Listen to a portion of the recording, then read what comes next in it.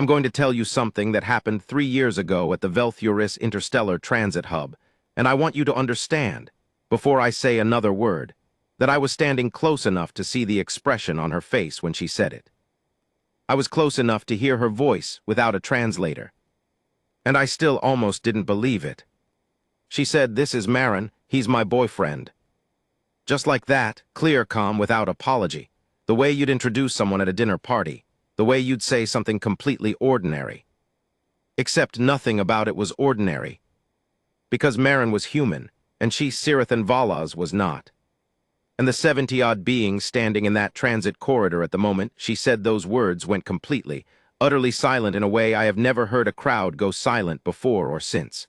Not the silence of shock, not the silence of confusion, something deeper than that. The silence of a room where something has just happened that no one has a category for. I've been a transit correspondent for 11 years. I've covered the Galactic Trade Summit collapses, the Drenathi border incident, the famous brawl at Maris Station that ended with 2 ambassadors in a medic bay and 1 suspended from diplomatic service. I've seen things that rewired how I understood the galaxy. But nothing prepared me for that corridor. Let me take you back to the beginning. Because this story doesn't start with Sirathan saying those words. It starts about 4 hours earlier, when I first arrived at Velthuris and everything was still, ostensibly, normal. Setup. Velthuris Interstellar Transit Hub sits at the edge of the Cathara Drift, which is a fancy name for a region of very calm, very boring deep space that happens to be exactly equidistant between 4 major civilizational clusters. The Drenathi Compact, the Ihoral Sovereignty, the Calenthes Free Worlds, and the Outer Reach Territories, which includes Earth. If you've never been to Velthuris, picture this. Imagine someone took a city and turned it on its side, then added 3 more cities. Then told all 4 cities they had to share the same gravity management system while running on 17 different environmental zone protocols simultaneously. The result is a place that looks from a distance like a jeweled spine floating in the dark, all glass and bioluminescent cable arrays and rotating transit rings that never stop moving. Up close, it smells like 40 different atmospheres filtered through the same recycling system. Some days that's exotic, most days it's a headache. I was there for what should have been a routine story. The Velthuris Administrative Council had just ratified the first cross-species habitation agreement for Sector 9. A big deal politically, genuinely boring to watch unfold in person. Press access to the ratification chamber, a brief statement from the council speaker, maybe a quote or 2 from delegates, and I'd be done by the second rotation. I arrived through Gate 14, which is the transit hub's main entry point from outer reach vessels. Meaning it was the gate that processed the most human traffic.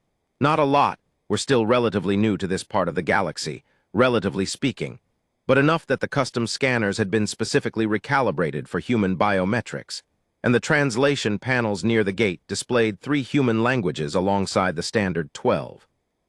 There's a particular feeling you get as a human walking into a major interstellar hub. It's not hostility exactly, it's more like awareness.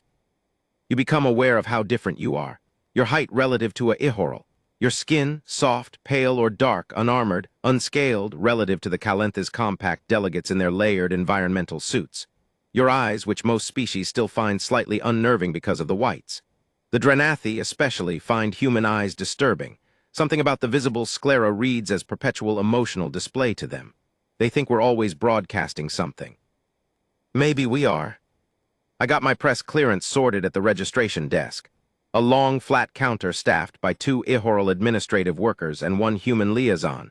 A woman named Dekla who'd been stationed at Velthuris for 6 years and moved through the space with the easy fluency of someone who'd long since stopped finding it remarkable. She stamped my credentials without looking up. "Ratification coverage," she said. "Yes. Chamber 7 starts at the 12th bell. You'll want to be there by the 11th. Council Speaker Reshin runs tight." "Noted. Is there a media staging area?" "Corridor G, green signage. There's a refreshment station, but the synthesized food is calibrated for Ihoral metabolism, so don't touch the blue things." "Experience talking." She looked up.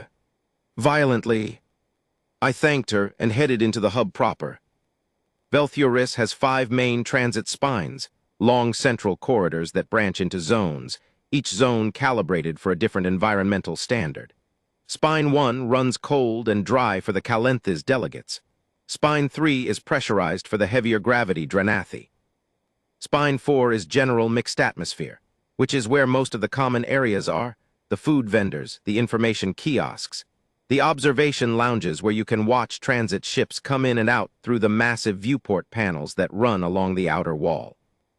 I walked Spine 4 for a while just to get my bearings, because I always do that in a new station. You learn a lot from a space by just moving through it without a destination. You learn where the foot traffic clusters, where it thins out, which vendors are busy and which aren't, where different species tend to gather. You learn the texture of a place. The texture of Velthuris that morning, or what passes for morning in a rotation cycle on a space station, was busy but not frantic. The ratification was bringing in extra traffic, delegates and observers and their staff, plus the usual mix of traders and transit passengers. Spine 4 was loud in the particular way of multilingual crowds where no single language is dominant. A wash of sound where you catch fragments of Drenathi throat clicks, and the high melodic Ihoral communication patterns, and the occasional burst of human English or Mandarin or Swahili from someone speaking loudly near the viewport panels. The viewport panels, by the way, were showing something spectacular that morning. 3 Calenthes cruisers had arrived overnight and were still in their docking approach pattern, massive elongated ships, pale silver, with the distinctive Calenthes drive arrays running along their hulls like fins. Even after years of watching alien ships, I still stop for those. There's a size to them that your brain takes a moment to fully accept. I was standing at one of the viewport panels watching the approach when I first noticed Sirathan. She was hard to miss. Sirathan Valas is Keth, that's the species, the Keth. And if you've never encountered a Keth in person, I'll try to give you an accurate picture, though honestly, photographs don't fully capture it either. The Keth are tall, averaging about 2.5 meters, with a body structure that's roughly humanoid in silhouette but fundamentally different in specifics. Longer limbs, a spine that's more flexible than ours, built for a planet with stronger updrafts and a different gravitational rhythm. Their skin, if you want to call it that, is a dense, iridescent membrane that shifts color in response to emotional state and light conditions. At rest in the mixed lighting of Velthuris Spine 4, Sirathan's coloring was a deep, cool violet silver, shading to near black along her upper arms and the back of her neck. She had what the Keth call their thought fronds, thin, feather-like sensory structures extending from the temples and crown of the head, 15 or 20 of them always in gentle motion, reading air currents and electromagnetic fields and about 8 other environmental inputs that Keth used to navigate the world. Hers were long, which in Keth society signals age and standing. She wasn't young. She also wasn't dressed like a tourist or a transit passenger. She wore the layered gray and silver garments of the Keth academic class, formal, structured, with the silver threading along the cuffs that indicates senior research rank. Later I would learn she was a senior bridge scholar at the Keth Institute for Interspecies Communication. Essentially, she was one of the galaxy's foremost experts on cross-species linguistic and cultural interface, which made what happened in that corridor simultaneously the most surprising thing I've ever witnessed, and in retrospect, the least surprising thing in the world. But I didn't know any of that when I first saw her. What I saw was a Keth scholar standing near the viewport panel, watching the Calenthes ships with the same focused attention I was. Her thought fronds were angled forward, which in Keth body language indicates genuine intellectual interest, not just polite observation. She wasn't looking around the crowd. She wasn't consulting a device. She was just watching those ships, the way you watch something you find genuinely beautiful. And standing next to her, maybe half a step behind and to her right, in the position that, in Keth social custom, indicates closeness without crowding, the space that in their culture is occupied by a family member or a trusted companion, was a human man. He was average height for a human. Brown skin, dark hair cut short, wearing practical traveler's clothes, nothing fancy. The kind of thing you wear when you're doing serious long-haul transit, and you want layers and pockets and durability over style. He had a small scar above his left eyebrow, which I noticed because I'm a journalist and I notice details, and because even at first glance, there was something about the way he stood that made you look at him a second time. He was watching the Calentha's ships too, and occasionally he would say something quietly to Sirathan, and she would respond. And you could tell even from across the corridor, even without hearing the words, that they were not having a formal conversation. The body language was wrong for formal. It was too easy, too familiar. I didn't think much of it at the time. Cross-species professional partnerships aren't uncommon. Human translators working with Keth scholars, human pilots working with Ihoral navigators, these things happen. I filed them away as background detail and moved on. I had a ratification to cover. The ratification itself was everything Dekla had warned me it would be: procedurally thorough, politically significant, and profoundly uncinematic. Council Speaker Reshen, a senior Ihoral administrator with the particular quality of stillness that high-ranking Ihoral tend to develop over decades of ceremonial office, read every provision of the habitation agreement aloud in 3 languages. Each provision was then formally acknowledged by representatives of each party. This took approximately 3 hours. I took careful notes. I had 2 hours of recording. I interviewed 4 delegates in the corridor outside Chamber 7 during the mid-session break, and I ate one of the neutral calibrated nutrition bars I'd brought with me because I remembered Dekla's warning about the blue things. By the time the session concluded, and I was heading back through Spine 4 toward the press exit, I was tired and slightly dehydrated, and thinking mostly about whether the transit back to my home station would have a working sleep berth. That's when I turned the corner into Corridor 17. And everything stopped. Build tension. Corridor 17 runs between Spine 4 and the Commercial Docking Registry. It's a throughway, wide enough for 6 people abreast, with overhead display panels cycling through arrival and departure information, and a row of automated customs verification stations along the right wall. At most times of day it's busy. That afternoon, it was particularly congested because 3 ships had arrived close together, and their passenger loads were all processing through the same section of the hub. I pushed into the corridor because it was my most direct route to the press exit, not because of any particular plan. I was tired. I wasn't looking for a story. What I found was a story finding me. The congestion became apparent almost immediately, not from vehicle traffic, because Velthuris prohibits in-corridor transport in the throughways, but from people. Beings. A crowd that had partly stopped and partly backed up, and whose attention was focused on something I couldn't yet see about 20 meters ahead. The sound was wrong. That was the first thing.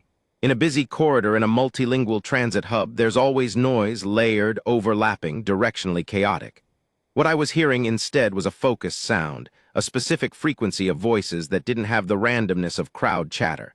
It had a current to it, like something with a direction. I was short enough, being human, to slip between people without displacing them much, and I moved forward through the crowd until I could see. In the center of the corridor, at the entrance to one of the customs verification stations, there were 3 Drenathi soldiers. Now, Drenathi soldiers in a transit hub aren't unusual. The Drenathi Compact has a significant military presence across the Kethara Drift region, and they often station inspection units at major transit points. They have the legal authority to conduct secondary verification checks on vessels and passengers from non-compact origin points. It's a provision in the Drift Transit Accords, and it's controversial because the Drenathi apply it unevenly, and with what most non-compact species consider to be an attitude problem, but it's technically within their rights.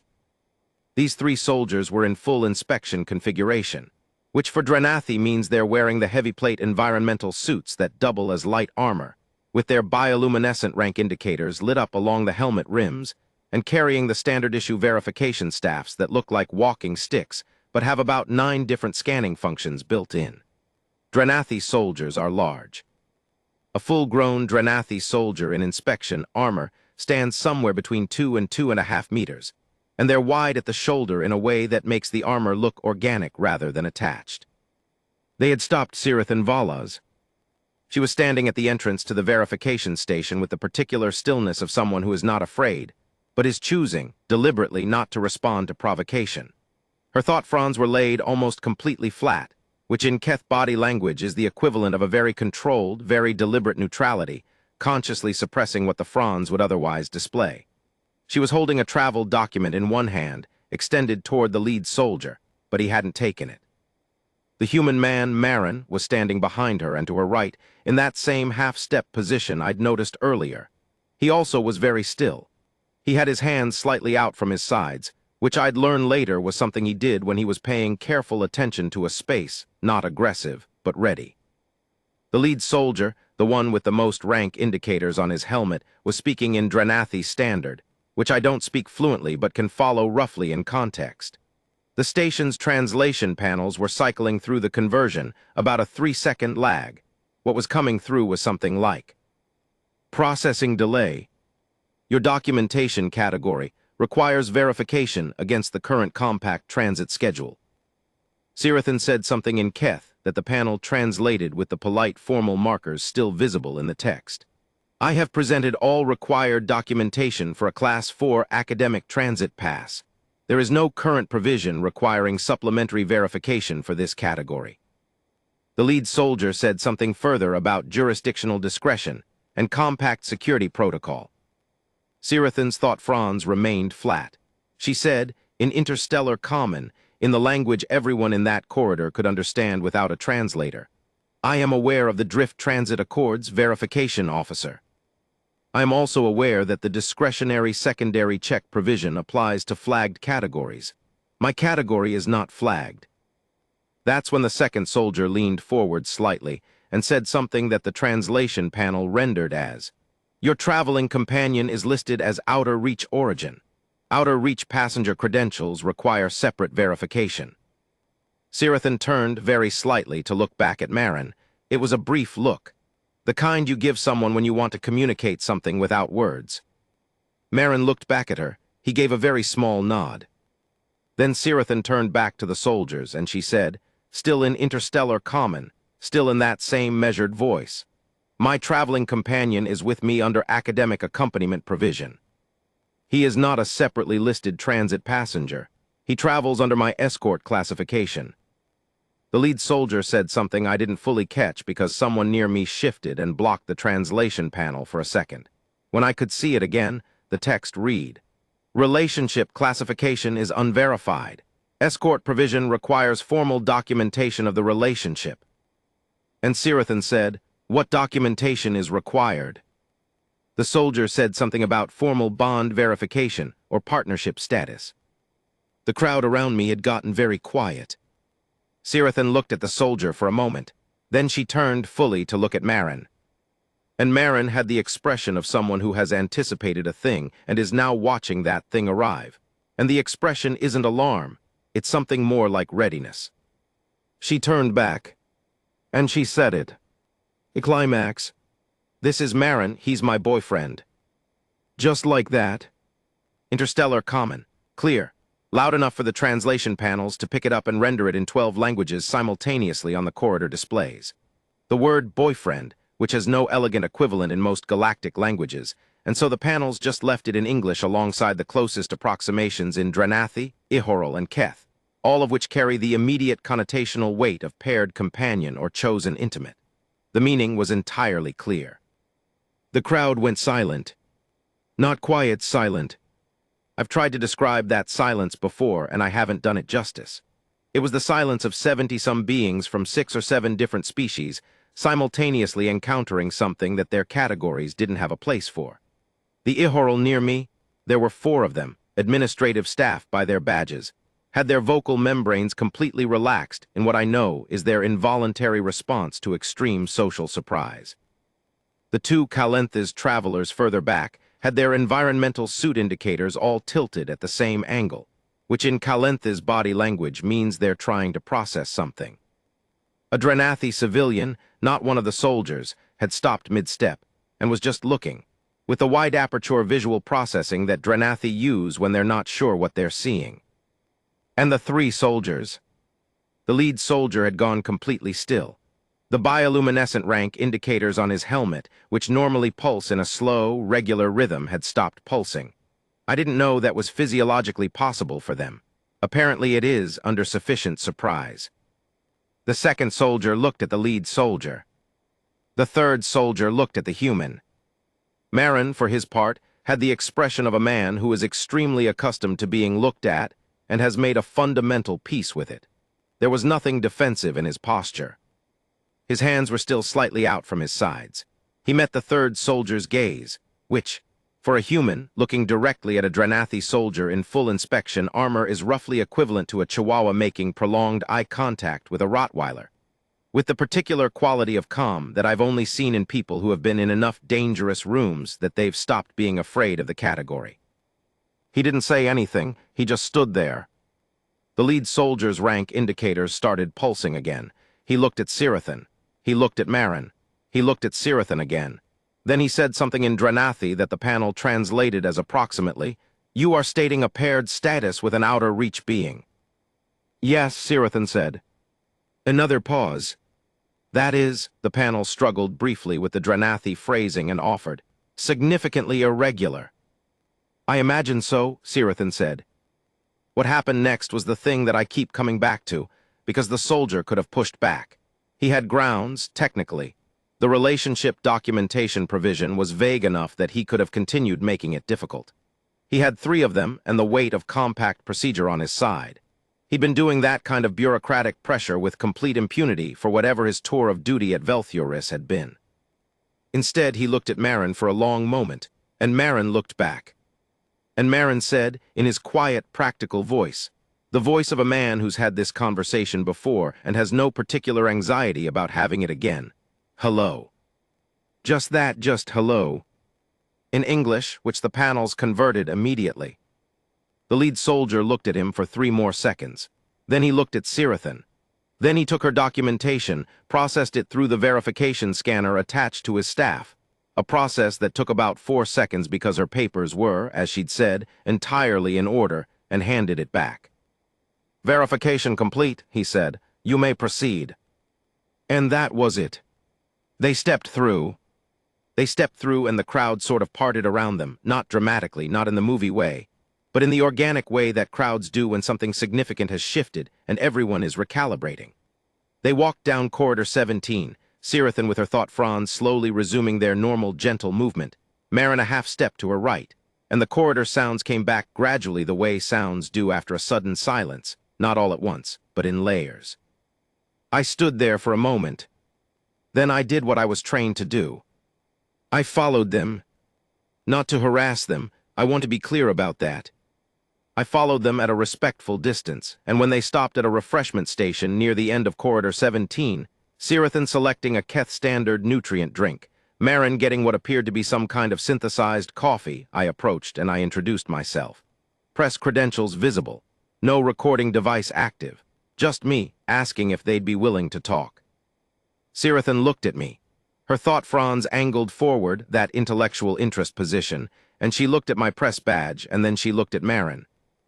He shrugged in that very human way, the shrug that means your call. 5 minutes, she said. I have a departure to catch. 5 minutes, I agreed. We sat at a small table near the viewport panel. Through the glass, the Calenthes cruisers were completing their docking maneuver, slow and enormous and almost meditative to watch. I asked her how long they'd been together, not because it was the most important question, but because I wanted to see how she answered the simple ones before I moved to the complicated ones. 3 years, she said, roughly equivalent by your calendar. You met here at Velthioris, at the Keth Outer Reach Cultural Exchange Program at the Meridian Station facility. I was leading a language acquisition study. Marin was part of the first human cohort. I looked at Marin. You were a study subject. He smiled. It was a good smile, the kind that reaches the eyes first and works its way down. I was a participant, he said. There's a difference. Is there? I got to leave, he said. Study subjects don't always get to leave. Sirathan made a sound that I recognized after a moment as laughter, a soft harmonic from the secondary vocal structures that Keth used for humor. He was not a study subject, she said. He was, initially, a translation assistant. He speaks 4 languages and had some existing familiarity with Keth linguistic principles from independent study. You learned Keth from independent study, I said. Marin nodded. Why? He thought about it, not in the way of someone searching for an answer, but in the way of someone choosing which true answer to give. I was curious, he said finally.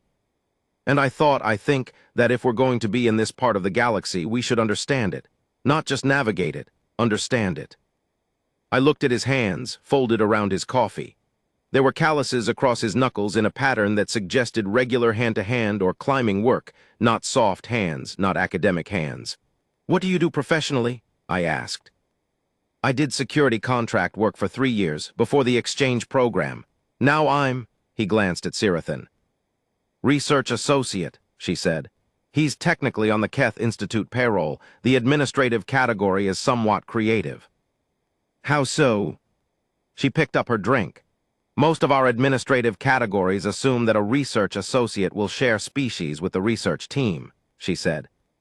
Accommodating Marin required inventing 2 new subcategories and rewriting a significant portion of the Institute's travel documentation protocol. "That's why the soldier's verification scanner approved you immediately," I said. "Among other reasons." I leaned forward. "I need to ask you about the corridor," I said, "that moment when you said it." Sirathan looked at me steadily. Her thought fronds were forward and attentive. "Yes." "Did you do that deliberately, announcing it that way in interstellar common at volume?" A pause, a small one, but I caught it. "I did not plan the precise phrasing in advance," she said, "but I was aware that the situation might require clarity, and I chose the form of clarity that was most direct." "You could have handled it differently," I said. "Shown the documentation, escalated to the station administrator, filed a formal complaint later." "I could have," she agreed. "Why didn't you?" She set down her drink. For a moment she didn't speak, and I watched her thought fronds shift, forward, and then slightly outward, which in Keth body language indicates that the speaker is reaching for something beyond simple description. "Because," she said, "there is a version of this, what Marin and I are, that can be made very small by careful management. You can document it, file it, process it through every bureaucratic provision available until the thing that it is disappears beneath the paperwork of what it is permitted to be." She paused. "I chose not to do that." The corridor was loud around us. Ships departing and arriving, the transit bells sounding, the ambient noise of the galaxy's traffic flowing through this junction point. "Were you surprised by the reaction?" I said. "The crowd." Marin answered this one. "No," he said simply. I looked at him. "It's been 3 years," he said. "You stopped being surprised by the reaction. You just—" He looked out at the viewport. "You learn which moment requires the direct answer and which moment you can let things unfold gradually. In a transit corridor with soldiers using procedural leverage, the direct answer was the right call." "Has it been difficult, the reaction in general?" He considered. "Sometimes, not the way people assume. No one's been violent. There have been diplomatic complications. I'm not going to pretend the Keth Institute paperwork situation is purely administrative. It was also people deciding how much they wanted to accommodate something that didn't fit their category." He shrugged, that same shrug. "We managed." I looked at Sirathan. "Do you have more encounters like this one? The corridor, I mean, the soldiers." "There are always encounters," she said. "The Dranathi, specifically, have a particular investment in species pair standards. It's tied to their caste structure in ways that would take me an hour to properly explain. Other species react differently. Ihoral administrative culture finds it administratively inconvenient and tends to compensate by generating documentation. Calenthes are curious primarily." She glanced at Marin. "Most beings, when they encounter us, are simply trying to find the category. And when they can't find one, then they encounter the thing itself," she said, "rather than their idea of what it should be." I sat back. Around us the hub moved and breathed, its transit rhythms as old as the drift accords that established it, all these civilizations moving through the same space, navigating the same channels, using the same infrastructure to get from one place to another. 3 years ago, humans weren't reliably in this part of the galaxy. 2 years before that, we barely knew Velthuris existed. "One more question," I said. Sirathan inclined her head. "The word you used, boyfriend. You used the English term." The corner of her expression, Keth faces are structured differently, but there are emotional readouts that translate, shifted into something warm. "That was Marin's word," she said. "Originally, when we were first navigating what to call the thing we were." Her thought fronds moved in a slow wave. "I adopted it. I prefer its simplicity." I looked at Marin. He was looking at her, not me. The way you look at someone when you've stopped needing to look at them for reassurance and just find that you want to look. Yeah, he said quietly, it's a good word. Irresolution. They left at the 12th bell. Sirathan had a transit connection to the Keth Institute's secondary campus at Dervali Station, which was 3 system jumps out and required catching a specific cargo plus passenger route that only ran every 6 days. Marin had apparently become extremely familiar with the scheduling irregularities of cross-system transit. He mentioned the route timing without looking it up, the way you mention a bus schedule you've memorized through necessity. I watched them go. Sirathan tall and silver-violet above the crowd, her thought fronds in their gentle, constant motion, and Marin a half-step to her right in his practical traveler's clothes. The two of them moving through the transit hub like they'd been moving through it for years. Which, of course, they had. The crowd in Corridor 17 had dispersed by then, the incident absorbed into the general traffic of the afternoon. The 3 Dranathi soldiers were at a different checkpoint, processing a queue of Kalentha's transit workers. The lead soldier's rank indicators pulsed their slow, regular rhythm. He didn't look up as Sirathan and Marin passed him 10 meters away, heading toward the departure gates. I spent another hour at Velthuris, filing my ratification coverage and going through my notes. When I called my editor on the transit back, I didn't mention the corridor yet. It was too early. I was still processing what I'd seen and what I'd heard, still fitting it into some shape I could write. What I kept coming back to was something Sirathan had said. The thing that it is, disappearing beneath the paperwork of what it is permitted to be. And the counterpoint, her voice, clear and calm in interstellar common, 12 languages cycling on the translation panels. This is Marin, he's my boyfriend. No apology, no explanation, no documentation attached. Just the direct answer. Just the thing itself. Over the next 3 years, I followed up. Not in a journalistic stalking way, we'd exchanged contact information, and I sent occasional messages, and sometimes they replied. I covered 2 more events where the Keth Institute had a formal presence, and once, at a trade conference at Meridian Station, I ran into them in a corridor again. Different corridor, different planet, same half-step configuration. Marin had gotten better at Keth. He told me that the Institute had formally added a xenolinguistics research track partly in response to his progress, because several Keth scholars had realized he was producing interesting data about human language acquisition patterns applied to non-human linguistic structures.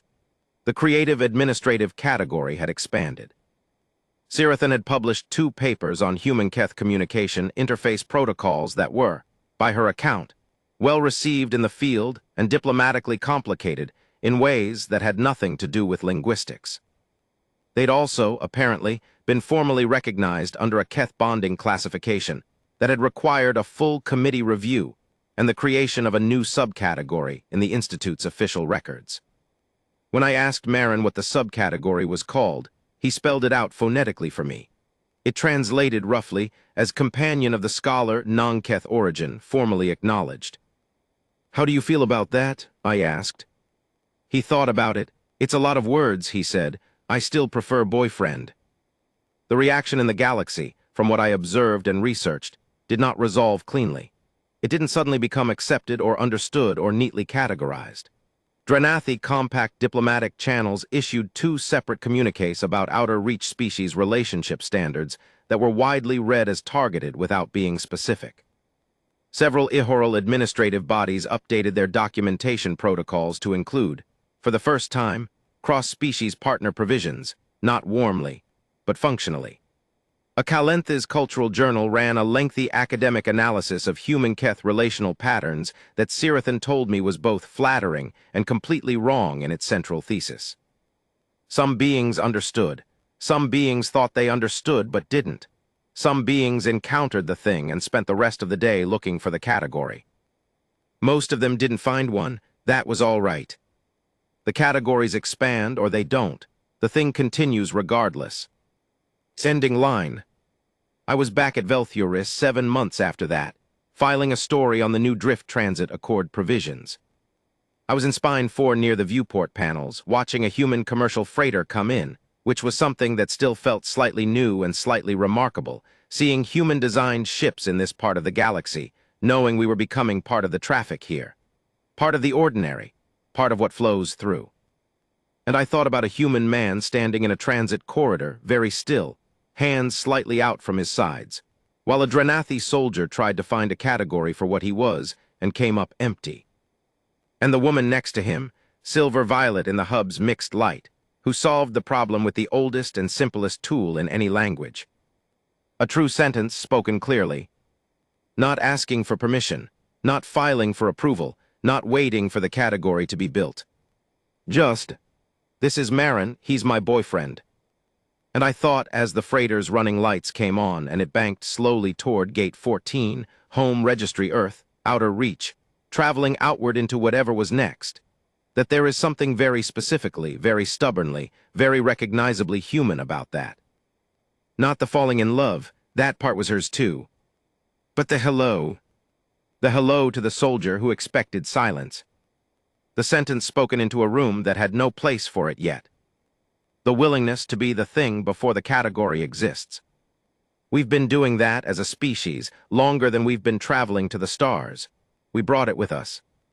And somewhere in the documentation of the Keth Institute for Interspecies Communication, filed under companion of the scholar, non-Keth origin, formally acknowledged, there is a human man who learned an alien language from independent study because he thought understanding was worth the effort. He was right,